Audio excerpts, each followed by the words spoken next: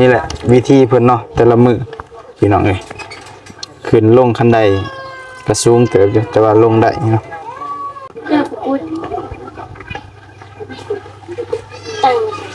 อุ้ยหมองนั่งเนาะอยู่หมองนี่เป็นทางเลือกที่หนึ่งสบายดีเนาะเพื่อน TikTok เพิ่นว่าช่วยบอกเรามาเรียนอยู่เรียนวิชาชีพคนพิการสีเกิดเนาะนครหลวงเวียงจันทน์เรียนฟรีเพิ่นว่าแล้วก็สาขา IT เนาะแล้วก็เพิ่นให้เบอร์โทรติดต่อพัวพันของหัวหน้าโรงเรียนหรือว่าจะเป็นน่าจะเป็นผู้อำนวยการเนี่ยเนาะแล้วเพิ่นก็ให้เบอร์โทรมาเพราะว่าคันแบบไปผู้เดียวแบบมูไปนำกันเรื่องแบบไปถ่ายอันนั้นไปถ่ายบ่ถ่ายหนักแบบข้างห้องน้ำมันบ่ไกลบ่ขนาดมันไกลๆยังก็อาศัยได้อยู่ข้างห้องน้ำมันไกลนี่เพิ่นบางเทื่อมันอาศัยบ่ได้โดยทางเลือกที่สองเนาะมีอ้ายผู้หนึงเนาะเป็นเจ้าของห้าน PT Mobile อยู่เมืองท่าแจ้งไงเพิ่นบอกว่า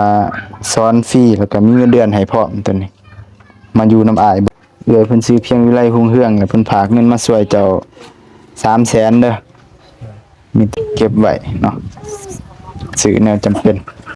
ก็ขอบใจเพียงไรเด้อคอยสุขภาพแข็งแรงคอยอยู่ดีมีแห้ง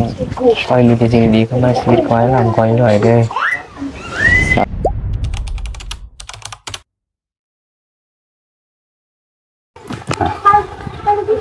กราบทักทายสบายดีเด้อพ่อแม่พี่น้องเนาะเบิดสุขุทุกคนบ่ว่าสิอยู่ทางในเลยก็ต่างประเทศพี่น้องเนาะก็ยินดีต้อนรับเข้าสู่ช่องบ่าวเตียงทองแชนแนลคือเก่าเอ้ามื้อนี้ก็ทางบ่เมฆเนาะก็เดินทางเข้ามาทางบ้านจรามเนาะเมืองท่าแตงแขวงสีกองก็มาหาทางน้องผู้เพิ่นพิการเนาะแขนขาแหละน้องกุศวงศ์เนาะมื้อนี้ก็มีข่าวมาแจ้งพี่น้องเนาะทางน้องเพิ่นที่ว่าน้องเพิ่นมีความฝันว่าอยากไปเรียน IT เนาะพอดีก็เฮาได้อัพคลิปลงไปทั้ง YouTube ทั้ง TikTok เนาะแล้วมี FC หลายๆกลุ่มหลายๆคนก็ให้คำแนะนำเนาะแล้วก็ให้เบอร์ติดต่อเนาะแล้วก็สถานที่เรียนของมีศูนย์เนาะอยู่เวียงเป็นศูนย์วิชาชีพคนพิการอย่างเนาะแล้วก็มีสายที่น้องเพิ่นมักนำเนาะเอาโอเคพี่น้องเนาะมีจะได้เฮาก็สิไปโอ้ลมไปถามเนาะน้องเพิ่นนำกันว่าเพิ่นสิมีความคิดจังไดอ่ะมาหอดเฮือนแล้วพี่น้องเนาะนี่แหละเฮือนน้องเพิ่นสบายดีเด้อสบายดีอันนี้แม่ผู้นั้นเด้เอื้อยผู้นี้ยังเป็นเอื้อยอยู่เนาะคิดว่าน้องอันนี้เป็นเพื่อนของน้องเนาะอันนี้เป็นเพื่อนไผ่ป่ะยังไงสบายดีเด้อ ไปลงมาเนี่ยเนาะเพิ่นก็อยู่เพื่อนเนาะนี่แหละวิธีเพิ่นเนาะแต่ละมือพี่น้องเอ้ยขึ้นลงคันใดกระสูงเติบอยู่แต่ว่าลงได้เนาะไปน้ำขี้ดินแบบสี่ได้เพียงเนาะ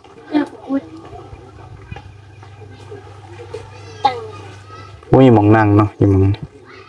นั่งได้บ่รถเข็นไปดีด้า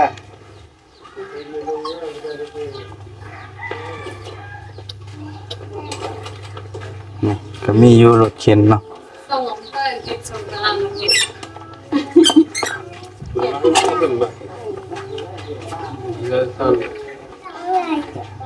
ก็ได้ใส่ยี่บ่อยู่แทนไม่ได้ใส่เลยมันเป็นอะไรมันไปหยาบบ่มันไม่มีพื้นที่เนาะมันไล่เลยเพราะมันเป็นพื้นที่ลาดสั้นนะ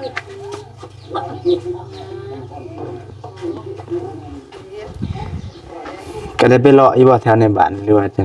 อยู่ที่เฮือนนี่เลาะ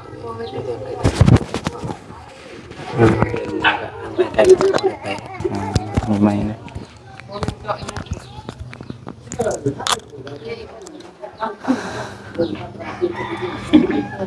นี่แหละพี่น้องเนาะ มื้อนี้ก็เป็นเที่ยวที่สองที่เฮาสิเข้ามาหาทางน้องเพิ่นแต่ก็มันก็บ่มีหม้องนั่งเนาะ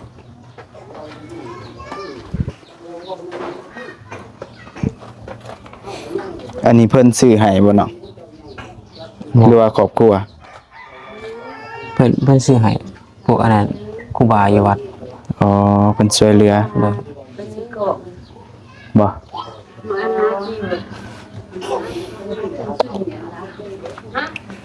ที่จริงเขาก็เคยคิดว่าสิเข้ามาทางนี้เด้แต่ว่าเขาถามคนในบ้านหาว่ามีว่าคนแบบเป็นจังซี่อหย่างนะเขาว่าบ่มีก็เลยบ่ได้เข้ามานะ อันนี้ก็ เป็นอาจารย์เพิ่นนั่นแหละแต่ว่าอาจารย์น่ะเพิ่นอยู่ท่าแตงบ่เพิ่นถ่ายคลิปน้องแล้วก็ลง TikTok บ่ตอนนั้น ลงเฟซ แม่นเห็นอยู่เพิ่นก็เลยขอความช่วยเหลือไปหาบ่อเตียงเนาะเดี๋ยวพอดีมื้อนั้นบ่มีก็เอาคลิปน้องลง TikTok คือกันเนาะก็มีหลายๆคู่หลายๆคนแนะนำสถานที่อันที่น้องเพิ่นอยากเรียนหั่นก็มีอยู่เนาะแต่สิมาถามความเห็นของน้องเพิ่นแล้วว่ามันมีความพร้อมบ่พี่น้องเนาะ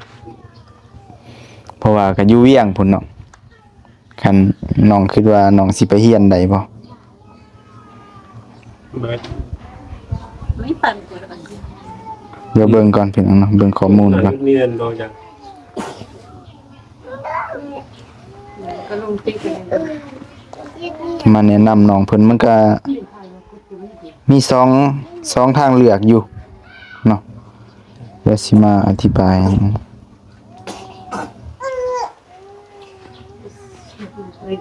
Selamat sang akalim deh. ถ้าน้องเพิ่นอยากเรียนนี่มันก็มีโรงเรียนสำหรับคนพิการหั่นนะเพิ่นว่าเพิ่นช่วยซัปพอร์ตทุกอย่างนั่นแหละทั้งกินอยู่หยังเนี่ย เพิ่นสิซอยเบิดเลยบ่ โดยเป็นโรงเรียนช่วยเหลือนะเดี๋ยวสิเบิ่งอีกก่อนแคปไว้ Main kebiarkan Saya macam nak. Aci sih. Itu bening. ดิให้มาเรียนอยู่โรงเรียน วิชาชีพคนพิการสีเกิดเนาะมีที่พักกินอยู่ฟรีเลยนำทางกันเรียนอีกก็มีหลายคนแนะนำเนาะแต่ก็หมองเดียวนั่นแหละก็มีเบอร์โทรติดต่อพร้อมแล้วสิก็ให้ทั้งน้องเพิ่นติดต่อเบิ่งเพียงเนาะเพราะว่าเฮาก็ได้ข้อมูลมาก็สิมา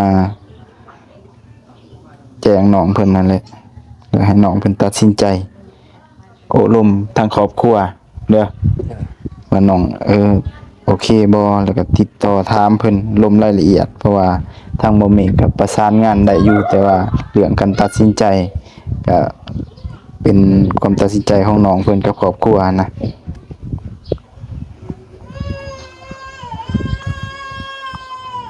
คอมเมนต์ก็หลาย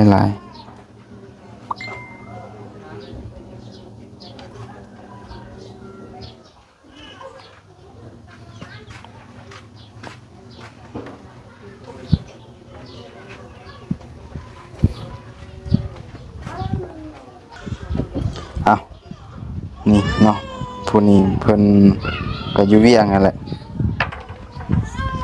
เพิ่นคอมเมนต์นี่เนาะสบายดีเนาะเพื่อน TikTok พุ่นว่าช่วยบอกเรามาเรียนอยู่โรงเรียนวิชาชีพ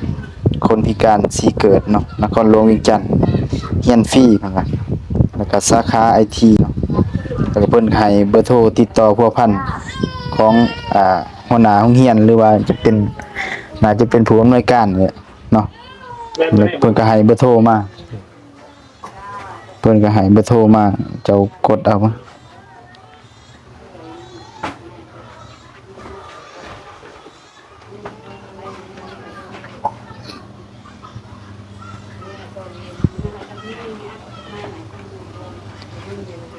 เ ฮียนพี่พักพี่น่าจะเป็นโครงการช่วยเหลือนี่เนาะของรัฐบาลน้องก็ลองติดต่อพัวพันก็ถามรายละเอียดเบิ่ง55602730โอเคเบอร์นี้แหละก็ถามเพิ่นเบิ่งเด้อว่าเพิ่นอำนวยความสะดวกแบบใดอิหยังแต่ตามเพิ่นได้ให้ข้อมูลมาก็คือเพิ่นก็ซัพพอร์ตอยู่อันค่าต่อค่าเทียมอิหยังนะเพิ่นสิช่วยเหลืออยู่หั่นนะแต่ว่าการเบิ่งแยงดูแลแบบใดนี่ก็ยังบ่แน่ใจมีแต่น้องก็เล่าทุกอย่างให้เพิ่นนะแล้วก็ปรึกษาเพิ่นว่าแบบนี้ได้บ่แบบนี้นะเพราะว่าปกติน้องเพิ่นไปเรียนก็มีหมู่ช่วยแม่นบ่หมู่คนหนึงแหละที่ว่าผู้หนึงเพิ่นผู้เจียผู้อุมานะผู้ช่วยเหลือผู้นั้นแต่ว่าน้องเพิ่นก็คิดว่าคันไปเรียนแหละคันขาดหมู่ผู้นั้นแล้วมันสิยากบ่น้องแม่นบ่เรื่องนั้นน้องลองเล่าสู่ฟังเบิ่งว่าถ้าไปเรียนนี่น้องต้องแบบใดแน่น้องคิดว่าน้องสิได้บ่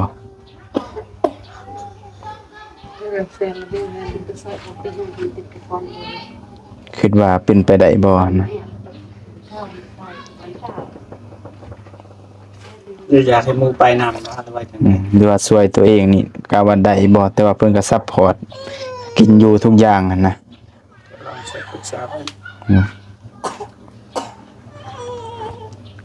คันเรื่องคันว่าคันแบบไปผู้เดียวกับหมู่บ่ไปนำคันเรื่องแบบ ไปถ่ายอันนั้นไปถ่ายบ่ถ่ายนักแบบข้างห้องน้ำมันบ่ไกลบ่อันนั้นมันไกลๆเองก็อาศัยได้อยู่ข้างห้องน้ำมันไกลนี่ เพิ่น บางเทื่อมันอาศัยบ่ได้ โดยแต่ว่าก็แม่นอยู่เนาะมันก็ยากอยู่แต่ว่าตัวนี้คือแบบว่าสำหรับรองรับแบบมีแต่คนอันพิการเบิดเนาะเพิ่นก็สิอำนวยความสะดวกเบิดนั่นแหละ เราเป็นห่วงที่เรื่องนั้นเนาะ แม่น ห้องน้ำอีกคนพิการ แม่นสำหรับห้องรับสำหรับคนพิการเบิดนั่นนะอาจจะบ่มีปัญหาเนาะแต่ว่าน้องก็คือไอ้ว่าแหละปรึกษาเบิ่งลมเบิ่งแล้วก็ถามเบิ่งแล้วก็ตัดสินใจอีกเทื่อหนึงเนาะอันนี้เป็นทางเลือกที่หนึ่งเนาะบัดนี้ทางเลือกที่สองเนาะตัวนี้นี่อยู่ท่าแต้งเนาะเดี๋ยวสิอ่านสู่ฟังมีอ้ายผู้หนึงเนาะเป็นเจ้าของห้าน PT Mobile อยู่เมืองท่าแต้งไงเพิ่นบอกว่าสอนฟรีแล้วก็มีเงินเดือนให้พร้อมตัวนี้มาอยู่น้ำอ้ายบ่เนาะเป็นห้านโทรศัพท์ห้านขายโทรศัพท์ซ่อมแปลงแล้วเพิ่นก็ฝากเบอร์ไว้แต่น้องกดเอาอีกอันแล้วก็ติดต่อเพิ่นตอนแม่นเฮียนแล้วตัวนี้แม่นทางเฮ็ดเวียกทางเฮียนนำนะแต่ก็บ่ไกลอีกอันนี้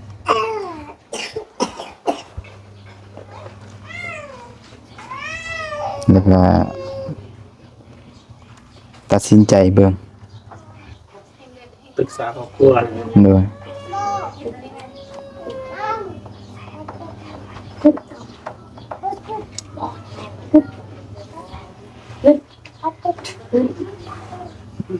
ใส่ซื้อในที่จะน้องลืมนะใส่ซื้อฮะ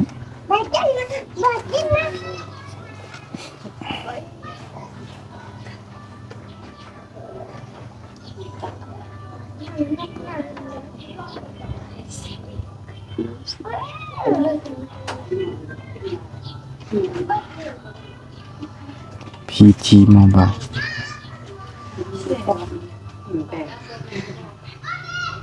nó phải tập lộc người ta nhìn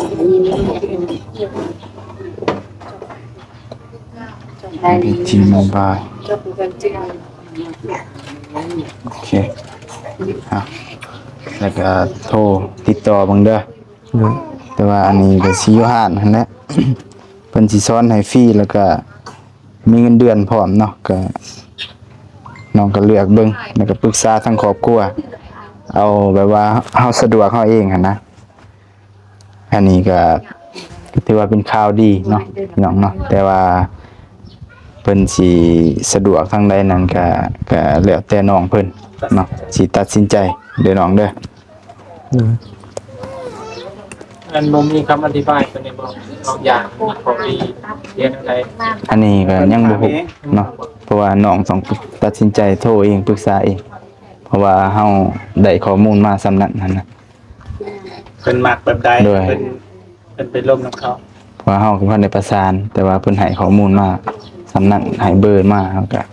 ให้น้องเพิ่นตัดสินใจเองอะนะเฮาบ่ฮู้นะว่าทางนั้นเป็นจังใดมีแต่ว่าเพิ่นให้ประมาณนี้เรียนฟรีอยู่ฟรีพักฟรีนั่นแหละก็ซัพพอร์ตทุกอย่างอาจจะใส่ทุนกันเล็กๆน้อยๆประมาณนั้นนะก็มี2ทางเลือกอย่างเนาะตอนนี้ก็ถือว่าเป็นข่าวดีที่น้องเพิ่นอยากสานฝันเนาะให้กับตัวเอง มีสาขาที่น้องอยากเรียนซ่อมแปลงอิเล็กทรอนิกส์แล้วก็ปรึกษาทางครอบครัวเนาะทางพ่อ คือเป็นหยังสูง โดย แต่ว่าเฮ็ดเรียนมาอื่นบ่ได้ก็มันเรียนคนใดเหมาะสม โดย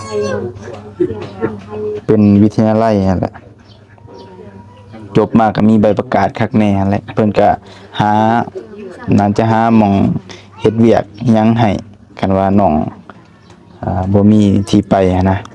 เพิ่นก็หาแรงซัพพอร์ตโดย เปิดห้านเป็นเจ้าของแปลงโทรศัพท์บ่ แม่ยา บ่อยากนี่จะพอจากแม่ก็มาเปิดห้านอยู่บ้าน ได้เบิด ก็ไปเรียนนำคนอยู่ท่าแต้งก็ได้ ได้ เข้ามาแล้วเข้าห้านก่อนก็ได้นาง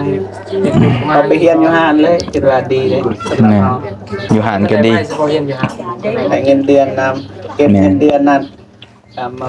สร้างห้างสร้างหยังสร้างแปลงโทร เรี ศั ย พ น ท์ได้ อยู่อย่างนั้นบ่มีเงินเดือนบ่ เพิ่นก็ยังบ่ฮู้มีแต่ ติดต่อสอบถามเบิ่งแต่ว่าฮู้คร่าวๆก็คือกินฟรีอยู่ฟรีเรียนฟรีสินะพักฟรีแล้วเพิ่นก็ซัพพอร์ตหลายๆอย่างดูแลเบิ่งแย่งหั่นแหละแต่เรื่องเงินเฮาก็ยังบ่แน่ใจ แต่ว่าเรียนอยู่เวียงมันก็สิดีเฮา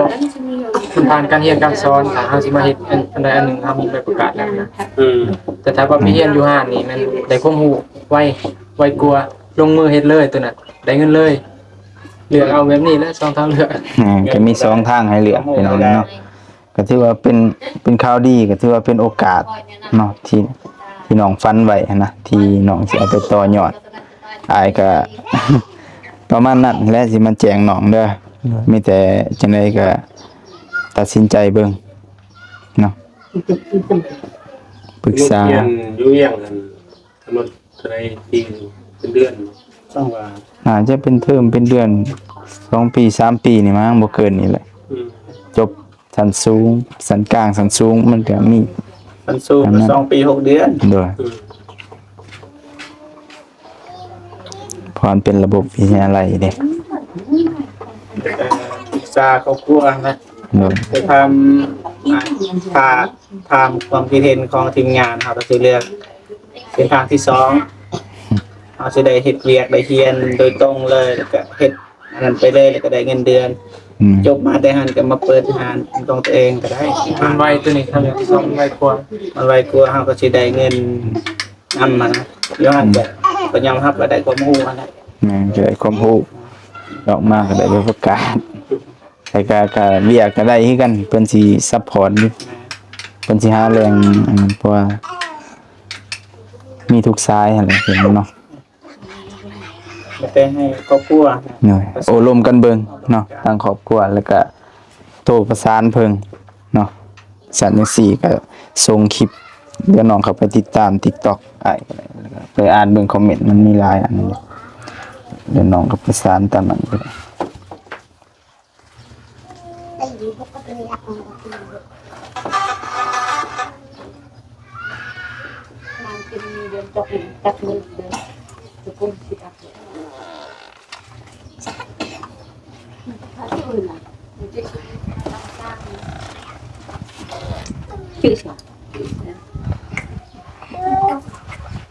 เก่งไงชาย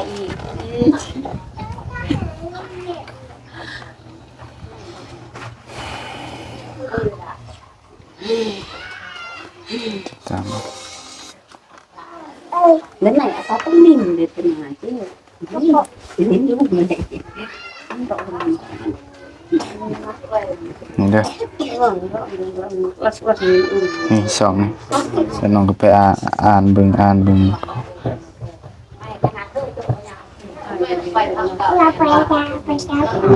แล้วก็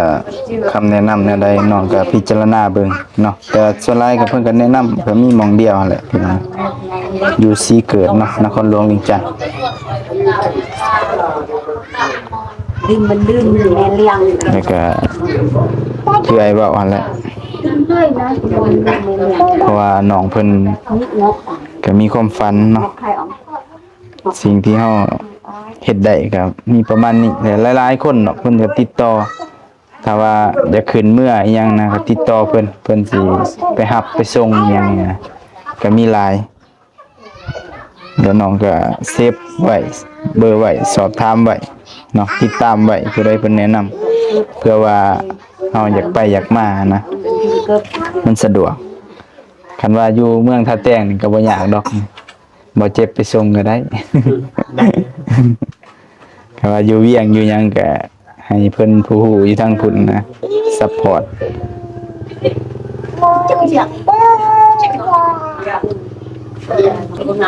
โอเคพี่น้องน้องมื้อนี้ทางบ่เมฆก็มาแจ้งน้องแจ้งข่าวน้องเพิ่นประมาณนั้นถือว่ามี2ทางเลือกให้น้องเพิ่นเนาะที่อยากเฮ็ดตามความฝันเนาะมีแต่น้องก็พิจารณาเอาเด้อ เพราะว่าทั้งบ่เมฆกับอีต้นเนาะสงสารทั้งน้องเพิ่นอยากช่วยอะไรนะอยากช่วยให้ความพันเป็นจริงเนาะหลายๆคนก็อีต้นเนาะคอมเมนต์เข้ามาก็หลายร้อยพี่น้องเนาะ ได้ติดต่อเข้ากับไลน์ โดยเนาะ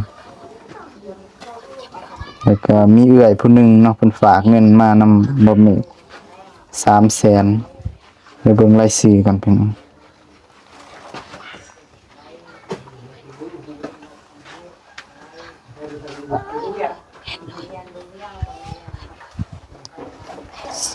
สี่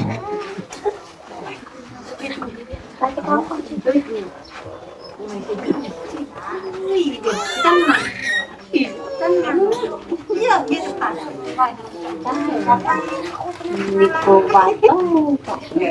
เอาเอื้อยเพิ่นซื้อเพียงวิไลนะหุงเฮืองเอื้อยเพิ่นซื้อเพียงวิไลหุงเฮืองแล้วเพิ่นฝากเงินมาช่วยเจ้า300,000เด้อมีแต่เก็บไว้เนาะซื้อแนวจำเป็นนะอะไรที่มันจำเป็นก็ซื้อมีแต่ฝากเจ้าขอมกขอบใจเนาะแล้วก็อวยพรให้เพิ่นนี่ ก็ขอบใจเพียงไรเด้อขอให้สุขภาพแข็งแรงขอให้อยู่ดีมีแห้งขอให้มีแต่สิ่งดีเข้ามาชีวิตขอให้ร่ำขอให้รวยเด้อ สาธุสาธุโดยเอาจะได้กะขอขอบใจหลายเด้อเนาะทางเอื้อยเพิ่นเนาะก็ใจดีมีเมตตาสงสารเนาะก็เลยฝากเงินมานำบ่เมฆเนาะ300,000แล้วก็มามอบให้น้องเพิ่นละเด้อเอื้อยเนาะใจก็ขอขอบใจหลายๆเนาะให้อยู่ดีมีแฮงโชคให้มานให้ร่ำให้รวยเฮ็ดหยังทำหยังก็ให้ละให้ลื่นเด้อเนาะเป็นทางตลอดปลอดภัยเอาแล้วก็ขอขอบใจเนาะ FC ให้พี่น้องเนาะเพื่อทุกคนที่ว่าเมตตาสงสารก็เป็นห่วงเป็นใยแล้วก็ให้กำลังใจทั้งน้องเพิ่นเนาะหลายๆทั้งน้องก็สู้ๆเด้อน้องเด้อใจก็ขอบใจเพิ่นหลายๆเอาทั้งบ่มีก็สิขอตัวจบคลิปแล้วก็เดินทางไปเวียกต่อกันเด้อบัดนี้ขอบใจเบิดทุกคนเนาะพบกันใหม่คลิปหน้าพี่น้องเนาะสำหรับคลิปนี้สบายดีเด้อ